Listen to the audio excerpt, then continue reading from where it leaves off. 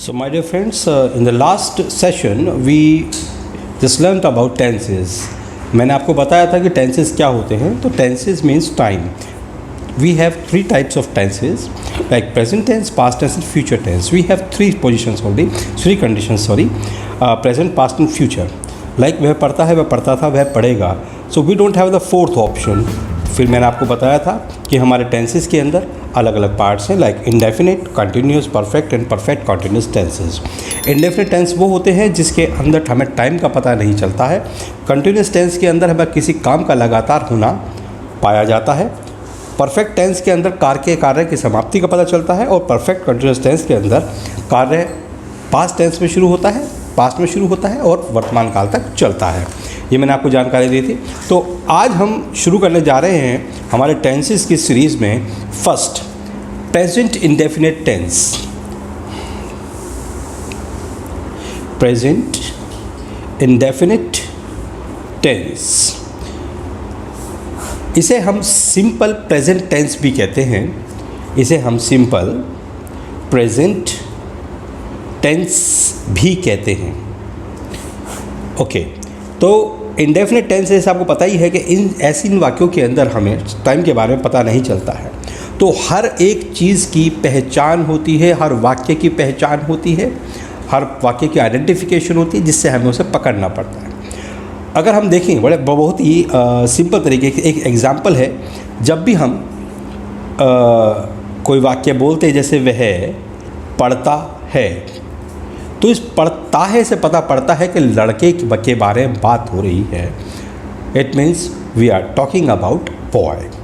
वह पढ़ती है, हम जब लास्ट पकड़ते हैं, ती है आता है, हम समझ जाते हैं कि लड़की के बारे में बात हो रही है. वे खेलते हैं, तो हमें पता चल जाता है ते हैं से कि ये बहुवचन के बारे में और प्लूरल के बारे में बात हो रही है. तो जब भी हम बात करते हैं, या तो हम मेल जेंडर के बारे में बात करते हैं, या हम फीमेल के बारे में बात करते हैं, या हम बात करते हैं प्लूरल की. हम बात करते हैं मेल जेंडर या फीमेल जेंडर, या हम बात करते हैं प्लूरल मतलब लोगों की, भीड़ की हम बात करते हैं, बहुवचन की हम बात करते हैं. तो इसी तरीके से हमें क्या करना होता है, हमें पहचान, दैट मीन्स देखनी होती है सेंटेंस के अंदर कि पहचान क्या है. अगर सिंपल है हमारा, तो सेंटेंस के आखिर में ता है लड़के के लिए आता है, ती है लड़की के लिए आता है, और ते हैं आता है बहुवचन के लिए. तो प्रेजेंट इंडेफिनिट टेंस, जैसे वह खेलता है, रीमा गाना गाती है, लास्ट में ती है आया, और हम रोज़ सैर करने जाते हैं. तो स्टूडेंट्स, आपने देखा वह खेलता है, लास्ट में लड़का आया, ती है लड़की है, और ते है मतलब प्लूरल हो गया. तो जब भी हम प्रेजेंट इंडेफिनिट के टेंसेस को हम ट्रांसलेट करते हैं इंग्लिश में, तो हम प्रेजेंट इंडेफिनिट के अंदर हम इस्तेमाल करते हैं डज का या डू का. अब देखिए, हम डज का इस्तेमाल किसके साथ करते हैं. हम डज का इस्तेमाल करते हैं he, she, it, Ram, boy, girl. That means singular के साथ हम किसका इस्तेमाल करते हैं, डज का. आई, यू, वी, दे, और बॉयज़, गर्ल्स, हम डू का इस्तेमाल करते हैं. ओके, लाइक हम कहते हैं, जैसे वह खेलता है, ही प्लेस, वह खेलता है. तो हम सेंटेंस चार तरीके से बनाते हैं. सिंपल सेंटेंस जब हमारा होगा, तो हम सब्जेक्ट वर्ब की फर्स्ट फॉर्म लगती है प्रेजेंट इंडेफिनिट टेंस में, मतलब एस या ई एस लगाते हैं और ऑब्जेक्ट लगाते हैं. अगर हमारा सेंटेंस निगेटिव होगा, नोट वाला होगा, तो सब्जेक्ट लगेगा डू या डू नॉट या does not, according to subject. Subject singular है तो डज नॉट, प्लूरल है तो डू नॉट, और उसके बाद वर्ब की फर्स्ट फॉर्म लगती है और हमारा ऑब्जेक्ट लगता है, फुल स्टॉप हो जाता है.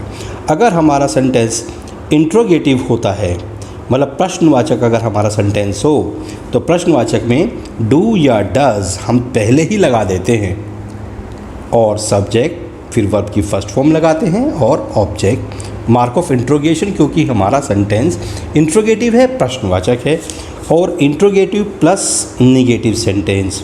तो हमारे कितने प्रकार के सेंटेंस हम बना सकते हैं? इंट्रोगेटिव प्लस नेगेटिव में हम क्या करते हैं? डू या डज हम पहले लगाएंगे, सब्जेक्ट लगेगा, नोट लगेगा, वर्ब की फर्स्ट फॉर्म लगेगी और ऑब्जेक्ट लग के मार्क ऑफ इंट्रोगेशन हो जाता है। अब हम डज नोट की शॉर्ट फॉर्म लेते हैं जिसे हम कहते हैं डजंट। क्या कहते हैं फ्रेंड्स? डजंट। और डू नोट को हम शॉर्ट फॉर्म अगर लेते हैं तो वी कॉल इट डोंट। सो इस तरीके से अगर हम कहें कि वह खेलता है तो ही प्लेज। वह नहीं खेलता है, ही डज नॉट प्ले। ओके, और क्या वह खेलता है? Does he play? Mark of interrogation, does he not play? Mark of interrogation plus negative. अब हम डज और नोट को एक साथ ले आते हैं और बोलते हैं डजंट ही प्ले। तो हमारे पास ये एक फोर्थ कंडीशन आती है जो हमें मोस्टली स्पीकिंग टर्म्स में इस्तेमाल की जाती है। तो आपने देखा किस तरीके से हम प्रेजेंट इंडेफिनिट या सिंपल प्रेजेंट के अंदर की पहचान होती है हमारी ता है, ती है और ते है, और इस कैसे हम डू या डज का इस्तेमाल करते हैं। जैसे he does, she does, it does, Ram does, boy does, girl does. इस तरीके से आपको प्रैक्टिस करनी है ताकि आपको डू और डज के अंदर कोई प्रॉब्लम ना हो। I do, you do, we do, they do, boys do, girls do. इस तरीके से आप अगर रोज़ प्रैक्टिस करेंगे तो ये अपने आप में पूरक हो जाएंगे और आपसे साथ में कभी भी डू या डज नॉट की गलती नहीं होगी। वह खेलता है, ही प्लेज। वह नहीं खेलता, he does not play. Does he play, does he not play और doesn't he play. I hope आप इतना समझ चुके होंगे। अब एक एग्जाम्पल मैं आपको और करके देता हूँ। Like Reema sings a song. Like Rima does not sing a song. Or does Rima sing a song?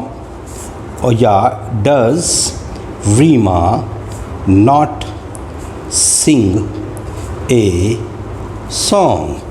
और हम डज और नॉट को एक साथ कर देते हैं तो हो जाता है doesn't. Doesn't Reema sing a song. अब आप कहेंगे सर ये दोनों ही एग्जाम्पल हमारे डज नोट वाले रहे, तो हम एग्जाम्पल नंबर 3 लेते हैं। Like we go to walk daily. हम रोज़ खेलने जाते हैं। We do not go to walk daily. हम घूमने नहीं जाते हैं। क्या हम जाते हैं? Do we go to walk daily?